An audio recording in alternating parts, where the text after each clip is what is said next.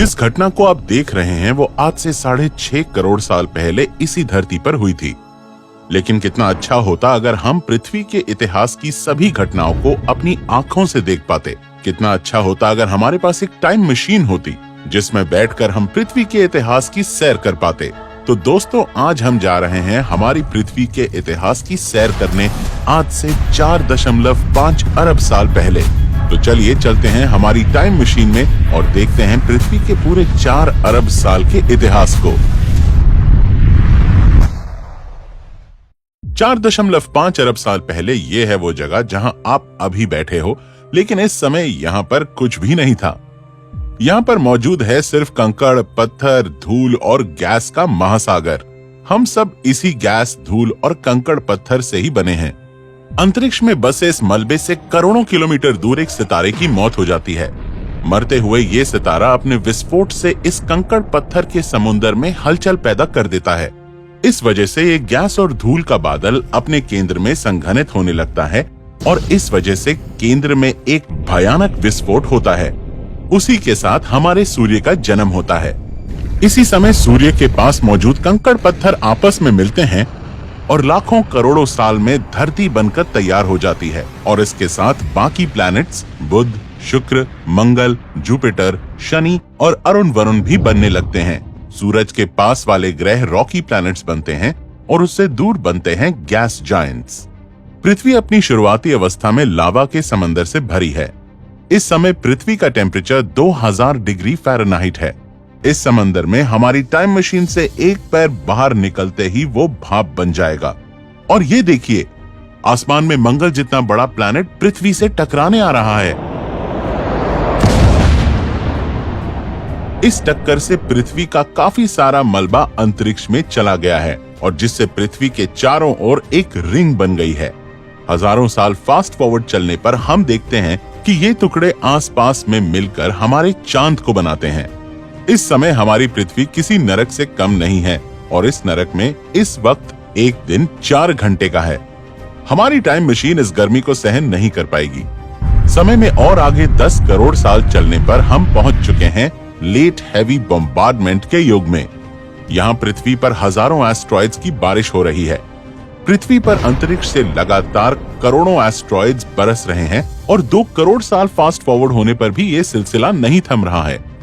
इन asteroids के अंदर पानी क्रिस्टल्स के रूप में मौजूद है और इन 2 करोड़ सालों में इन सभी एस्ट्रॉइड्स ने पृथ्वी को पानी से भर दिया है। 3.8 अरब साल पहले हम देखते हैं कि चांद पहले पृथ्वी के पास था, लेकिन इन दोनों के बीच की दूरी बढ़ने लगती है और इस समय जगह जगह ज्वालामुखी पानी से भरी पृथ्वी को चीरते हुए बाहर निकल रहे हैं। इस वजह से पृथ्वी पर अब जमीन उभरने लगती है और जगह जगह ज्वालामुखी विस्फोट से पृथ्वी पर छोटे छोटे आइलैंड्स बन रहे हैं। इस समय तक पृथ्वी पर पानी और जमीन पैदा हो चुके हैं। और ये देखिए, पृथ्वी पर एक बार और एस्ट्रॉइड्स की बारिश होने लगी है, लेकिन इस बार ये एस्ट्रॉइड्स अपने साथ पानी नहीं बल्कि लाइफ लेकर आए हैं। इनमें मौजूद कार्बन और अमीनो एसिड पृथ्वी के महासागर में हजारों मीटर नीचे डिसॉल्व हो रहे हैं।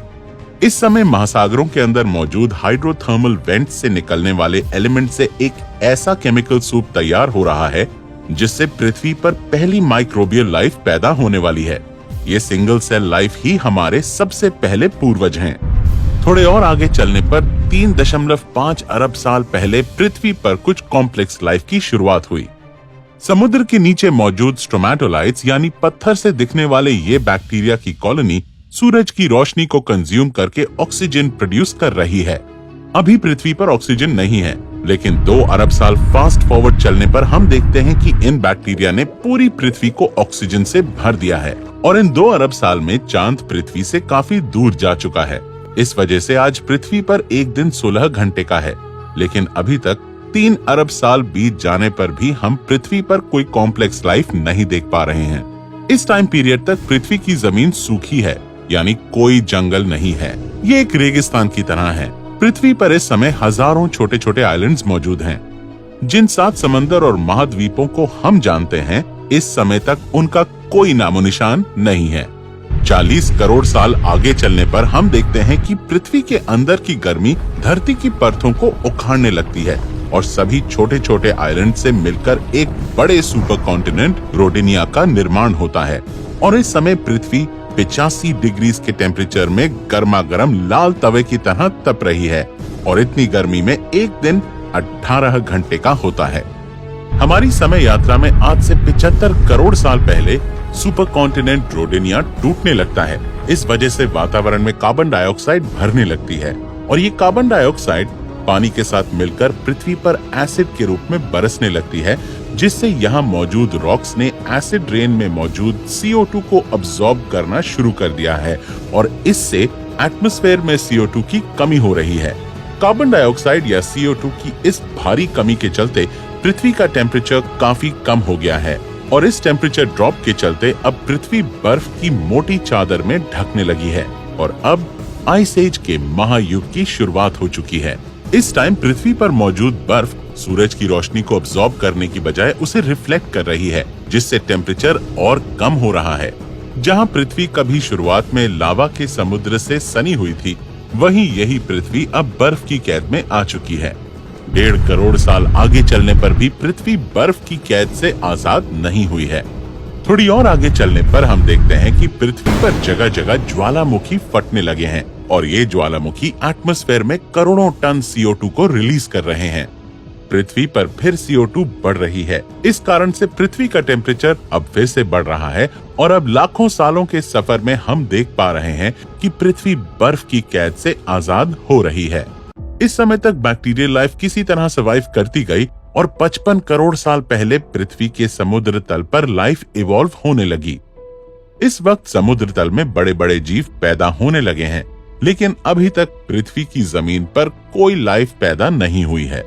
थोड़ा और आगे चलने पर आज से 86 करोड़ साल पहले पृथ्वी पर मौजूद ऑक्सीजन और सूरज की रोशनी के बीच हुई केमिकल रिएक्शन से पृथ्वी पर ओजोन लेयर बनने लगी। ये केमिकल प्रोसेस 12 करोड़ साल तक चलती रही, जिससे पूरी पृथ्वी के चारों ओर ओजोन की मोटी परत बन गई और इस दौरान जमीन पर प्लांट लाइफ भी पैदा होने लगी। आज से 37 करोड़ साल पहले हम देखते हैं कि समुद्री जीवन अब जमीन पर हरकत करने लगा है, जिस वजह से आगे चलकर करोड़ों सालों में लैंड लाइफ पैदा होने लगी। इस समय हमें पृथ्वी पर कई विचित्र और बड़े जीव देखने को मिल रहे हैं। ये है बाज जितना बड़ा इंसेक्ट मेगान्यूरा और ये है बड़े बड़े मिलिपीड्स और स्पाइडर्स। इस दौर में ऑक्सीजन की मात्रा काफी ज्यादा होने की वजह से ये जीव इतने बड़े साइज के हैं। लाइफ जमीन पर पैदा हो चुकी है, लेकिन आगे चलने पर हम देखते हैं कि अचानक पृथ्वी की परतें उखड़ने लगी हैं। जगह जगह वोल्केनिक इरप्शन होने लगते हैं और हम देख सकते हैं कि किस तरह गोंडवाना आइलैंड में मौजूद इन जीवों की लाइफ खतरे में आ चुकी है।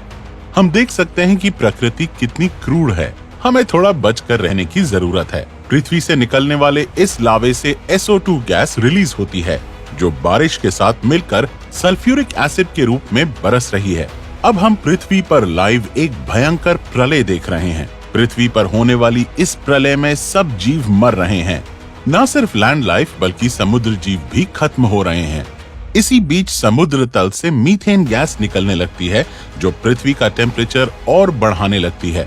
लाखों साल तक चले इस वोल्केनिक इरप्शन से पृथ्वी की 95% लाइफ खत्म हो चुकी है और आज से 25 करोड़ साल पहले पृथ्वी जीवन से शून्य हो चुकी है। ये पृथ्वी के सबसे खतरनाक प्रलय में से एक है। अगर हम यहीं टिके रहे तो हमारा खात्मा होना तय है। 5 करोड़ साल आगे चलने पर हम देखते हैं कि वोल्केनिक इरप्शन की वजह से पृथ्वी पर एक नए सुपर कॉन्टिनेंट पैंजिया का निर्माण होता है और इस बीच पृथ्वी फिर से हील हो चुकी है।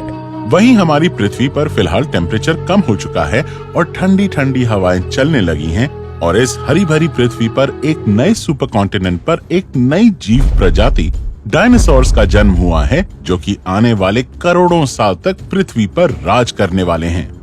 पिछली बार पर्मियन एक्सटिंक्शन के समय जो कुछ बचे कुचे रेप्टाइल्स थे, वो अब डायनासोर्स में इवॉल्व हो चुके हैं।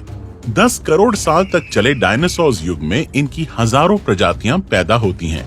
लेकिन 19 करोड़ साल पहले ये पैंजिया सुपर कॉन्टिनेंट भी टूटकर अब अलग अलग भागों में बट रहा है, जिस वजह से नए महाद्वीपों का जन्म हो रहा है और इसी समय अटलांटिक और इंडियन ओशंस भी बन रहे हैं। पृथ्वी पर हुए इस जियोलॉजिकल मूवमेंट में डायनासोर्स को भी अपने साम्राज्य को बढ़ाने का मौका मिल रहा है। अब डायनासोर्स पृथ्वी के अलग अलग इलाकों में जाकर बस चुके हैं। 10 करोड़ साल आगे फास्ट फॉरवर्ड करने पर हम देखते हैं कि पृथ्वी पर कई नए विचित्र जीव पैदा हुए हैं, लेकिन इन सब में डायनासोर्स ही पृथ्वी पर राज कर रहे हैं और इस समय एक और छोटी सी नई प्रजाति मैमल्स भी पैदा हुई है। चूहे जितने छोटे ये मैमल